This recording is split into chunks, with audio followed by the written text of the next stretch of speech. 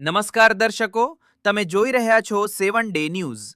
ભાવનગર જિલ્લાના તળાજામાંથી આ સમયના સૌથી મોટા સમાચાર સામે આવી રહ્યા છે। તળાજા પોલીસે ચોરીના એક બહુ મોટા રેકેટનો પર્દાફાશ કર્યો છે।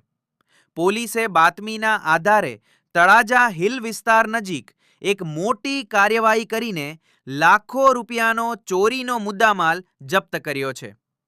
મળતી માહિતી અનુસાર તળાજા પોલીસ સ્ટેશનના સ્ટાફે ટેકનિકલ સોર્સ અને બાતમીદારોની મદદથી એક સંયુક્ત ઓપરેશન હાથ ધર્યું હતું।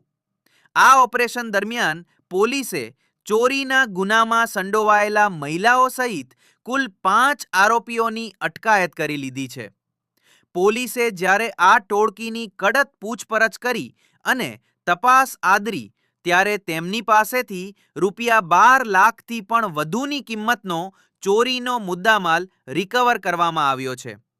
આ મુદ્દામાલમાં સોના ચાંદીના દાગીના, રોકડ રકમ અથવા અન્ય કિંમતી ચીજ વસ્તુઓ હોવાની આશંકા છે, જે અંગે પોલીસ અત્યારે ઊંડાણપૂર્વક તપાસ કરી રહી છે।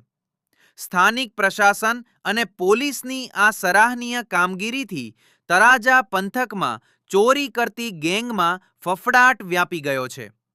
પકડાયેલા 5 આરોપીઓ અગાઉ કઈ ચોરીઓમાં સામેલ હતા અને તેમની સાથે અન્ય કોઈ સ્થાનિક લોકો જોડાયેલા છે કે નહીં તે દિશામાં તળાજા પોલીસે આગળની કાનૂની કાર્યવાહી અને રિમાન્ડ મેળવવાની તજવીજ હાથ ધરી છે। આ કેસની વધુ વિગતો માટે જોતા રહો 7 ડે ન્યૂઝ। જો વિડીયો ગમ્યો હોય તો લાઈક અને શેર જરૂર કરજો। ધન્યવાદ।